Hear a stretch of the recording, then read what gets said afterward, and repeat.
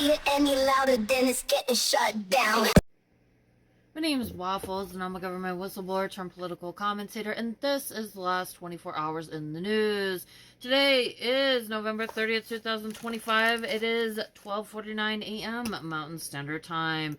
Here are the top U.S. news highlights for the past 24 hours. Federal judge ordered an end to D.C. National Guard deployment, but troops remain while appeals proceed. A U.S. district judge found the federalized Guard deployment in Washington, D.C. infringes on the district's authority and ordered it ended. The administration has 3 weeks to appeal, and troops remained in place as legal steps proceed. The ruling frames the deployments as a major constitutional and federalism question about using National Guard forces for extended domestic law enforcement missions. State and federal court litigation continues to shape limits on federalized troop deployments nationwide. Related appeals and injunction activity in jurisdictions such as Oregon and other cities remains active, with federal courts repeatedly scrutinizing the legal basis for federalizing Guard units and for using them in policing roles. Those court actions are the principal brakes on permanent domestic militarization.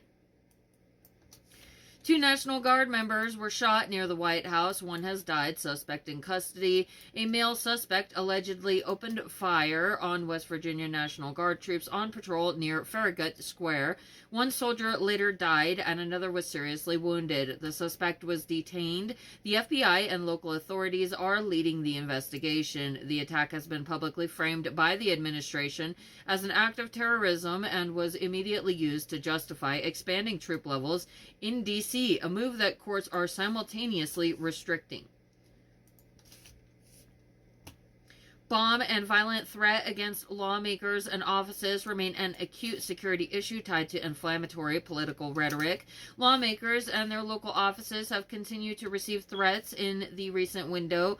Reporting and public statements from congressional leaders tie some of this downstream threat activity to heated rhetoric on social platforms, raising urgent public safety and investigative priorities. Mobilizations of police or military inside U.S. borders, contested Guard deployments remain central. Courts are issuing injunctions and governors and local officials are litigating federalization in multiple states. After the D.C. shooting, the administration announced additional Guard members even as judges ordered withdrawal in some jurisdictions. This is the top civil liberties and public safety story in play. Executive enforcement posture remains aggressive but is being checked by the courts. Across immigration, benefits, and domestic security policy, the administration's ambiguous enforcement moves are repeatedly met with litigation that limits implementation, shifting many disputes from policy rollouts into courtroom battles. Agency staffing and operational strain flagged by watchdogs and analysts. Think tank and local reporting continues to flag risks from staffing reductions and reorganization that could hamper benefit delivery, inspections, and emergency response capacity. Those institutional strains have direct implications for citizen well-being.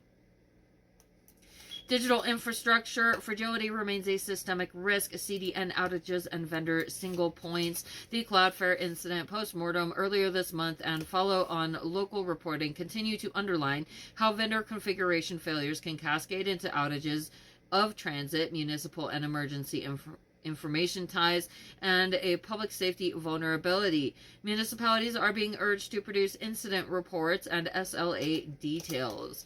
Grid and winter preparedness reminders from utilities and monitors. Industry monitors have reiterated higher outage risks in winter months in regions such as New England, Texas, and parts of the Southeast, putting heating-dependent households and medical service continuity at risk. Respiratory virus activity remains elevated in parts of the U.S. CDC surveillance flagged continued monitoring. Recent CDC dashboard update. Influenza, RSV, and COVID variants are active in multiple states. Hospital capacity is being watched regionally. Separate reporting has also raised concerns about politicized edits to federal public health web content, prompting calls for transparency. Both trends raise short-term public health risk public health and risk communication issues. International relations, diplomatic friction over U.S. proposals on Ukraine reported. Kiev and some allies push back. Reporting indicates recent U.S. diplomatic initiatives on a Ukraine settlement drew criticism from Kiev and parts of Europe, raising alliance and cohesion questions and potential leverage concerns tied to U.S. aid. Sanctions and export control moves and trade diplomacy continue to create business uncertainty. Pentagon and DoD requests to add Chinese firms to military-linked entity lists, together with concurrent trade talk activity, are producing mixed signals that affect exporters and supply chain planning. Some state-level cases have seen procedural closures or dismissals this week. Litigation remains active across multiple dockets. Recent state developments include a Georgia prosecutor's decision not to pursue certain charges, reported this week, producing dismissals in that jurisdiction. Other federal and state cases remain pending, with appeals and filings actively moving. Track state dockets for real-time changes.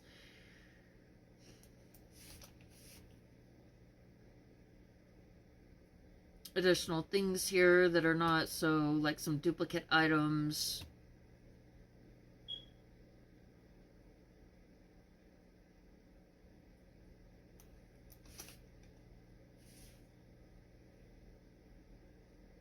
Administration orders re-review of 233,000 refugees and internal U.S. Citizenship and Immigration Services U.S.CIS memo was reported, ordering the review and re-review of all refugees admitted between January 20th, 2021 and February 20th, 2025. Now, as a whistleblower, I just want to clearly point out that, based on what I've seen in the backlog report and what is going on with immigration services, which actually looks like Donald Trump might have been human trafficking during the Biden presidency, has been victimizing these people, attempting to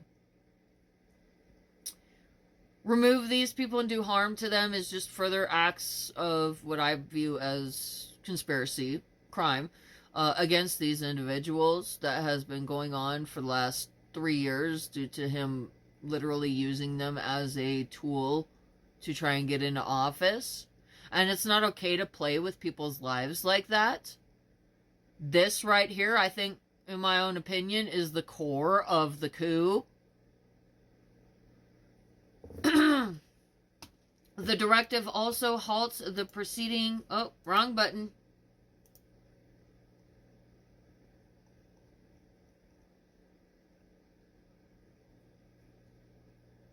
The directive also halts the proceeding of green card applications for this group, placing them at risk of losing their refugee status and facing removal proceedings. Critics argue this forces trauma victims to relive their persecution and contravenes the Refugee Act of 1980. Due to the specific time window that we're looking at here, I think that he's doing it because they're victims of crimes that he has committed, and he doesn't want them to talk or get appropriate due process. Donald Trump lashed out at a New York Times reporter on social media, calling her ugly inside and out in his latest personal insult against a female member of the media. Alleged kill everybody order. Defense Secretary Pete Hegseth publicly denied recent reporting that he may have illegally ordered all people on an alleged narco boat in the Caribbean to be killed during a military strike. He called the report fake news. What I am understanding about this is that there were people that got shot by the United States, like their boat was bombed or whatever, and there were survivors, and they were clinging to debris or whatever, and Hegseth wanted them shot, and so because of the fact that they were in a vulnerable situation, there's speculation that his action was likely a war crime. Venezuela airspace threat. The president issued a stark warning via social media to airlines, pilots, drug dealers, and human traffickers to consider the airspace above and surrounding Venezuela to be closed in its entirety, which Venezuela denounced as a colonialist threat. Media retribution. The White House rolled out a new section on its official website to publicly criticize and catalog media organizations it claims have distorted coverage, labeling the feature misleading, biased, exposed. Refugee status revocation risk. The U.S.CIS memo on re-interviewing refugees explicitly states that individuals whose refugee status is terminated as a result of the review will face removal proceedings in immigration court, highlighting a major risk to 250,000 residents.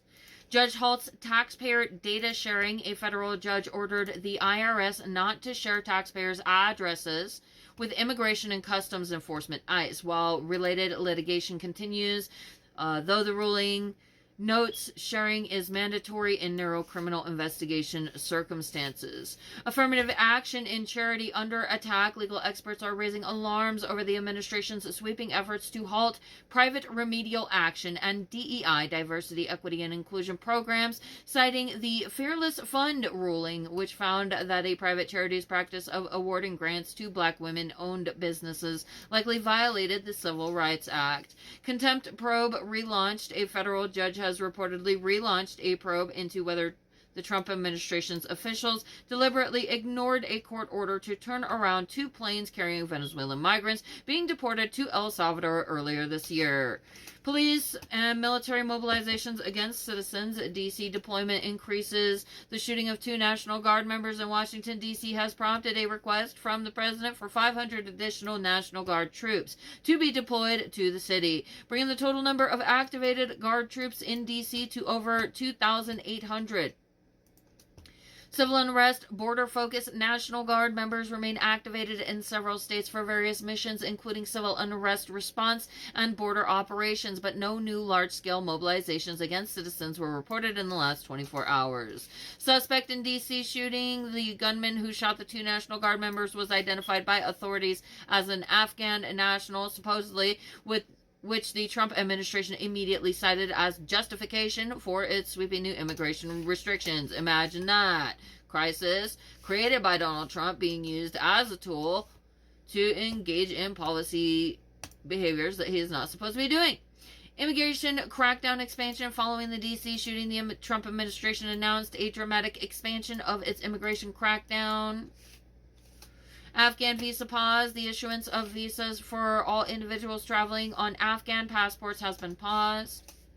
Medical data sharing with ICE. The administration is reportedly moving to resume sharing Medicaid data with ICE, increasing the ability of immigration enforcement to target individuals receiving public health benefits.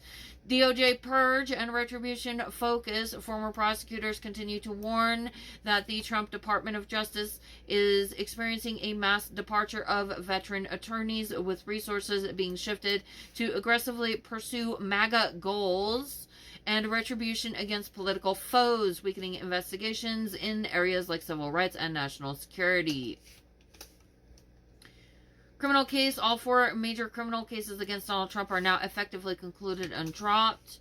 Georgia election case. A judge dismissed the case against President Trump and others after newly assigned prosecutor Pete Skandalakis stated he would not pursue the charges, citing resource complexity and the federal government as the appropriate venue. Federal election case. Classified documents case. Both cases brought by special counsel Jack Smith were previously dropped after the president's election victory due to the standing DOJ policy against indicting a sitting president.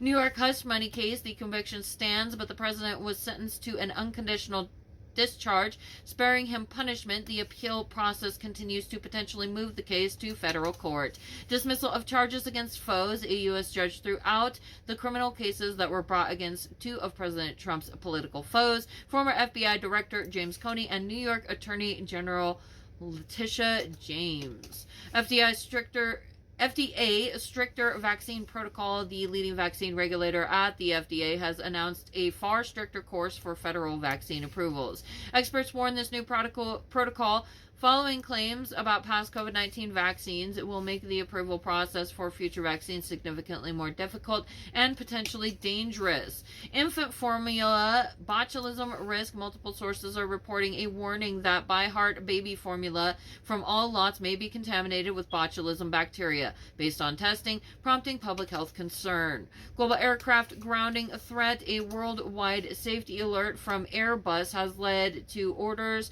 to urgently ground or modify certain Airbus A320 family jets.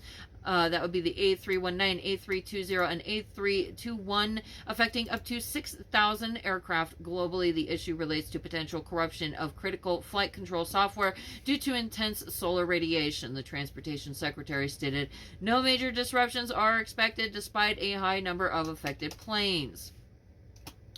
Black Friday online sales record. Online spending for Black Friday hit a record $11.8 billion, with shoppers widely embracing new AI chatbots for price comparison and deal tracking.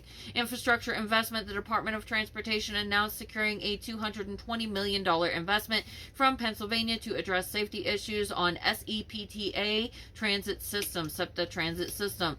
Haiti TPS termination. The Trump administration announced it will once again move to terminate the temporary protected status for approximately 340,000 Haitian migrants living in the U.S. Venezuela deportation suspension. Following the president's warning about closing Venezuela's airspace, the Venezuelan government announced that the U.S. has unilaterally suspended the regular weekly deportation flights between the two nations. Venezuela... Oh, wrong one. Let's see. Personal insults. We already went over that. Alleged kill everybody order. Pete Hegseth. Threats of legal action and other threats from the administration. Venezuela airspace threat. The president issued a stark warning via social media to airlines, pilots, drug dealers, and human traffickers to consider the airspace above and surrounding Venezuela to be closed in its entirety, which Venezuela denounced as a colonialist threat. This has people in the area concerned that they are going to be attacked. Media retribution. The White House has their stupid propaganda webpage telling you not to listen to certain news outlets, which are probably the ones that would be best to listen to if that's what they're doing. Refugee status revocation. We went over that. Taxpayer data sharing with ICE. We went over that. Affirmative action in charity contempt probe relaunched. Sorry, I just got a lot of stuff here. A federal judge has reportedly relaunched a probe into whether the Trump administration... Oh, this is about the turning the planes around. I want to make sure I'm getting everything I can in these reports. DC deployment increase.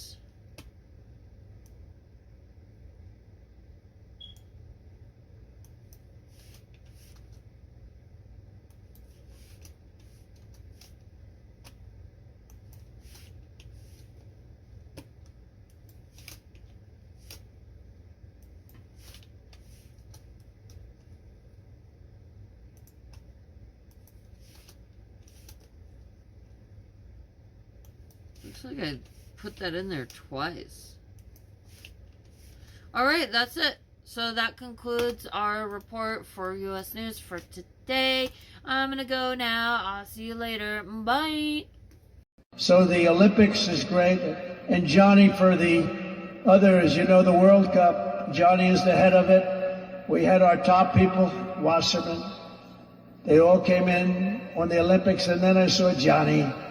And we got the World Cup, too. And, you know, it's only because they rigged the election that I'll be your president representing you there. You know, I got both of them. I got the Olympics, and I got the World Cup. And I said, you know, it's too bad. One was in 2026, and the other was in 2028.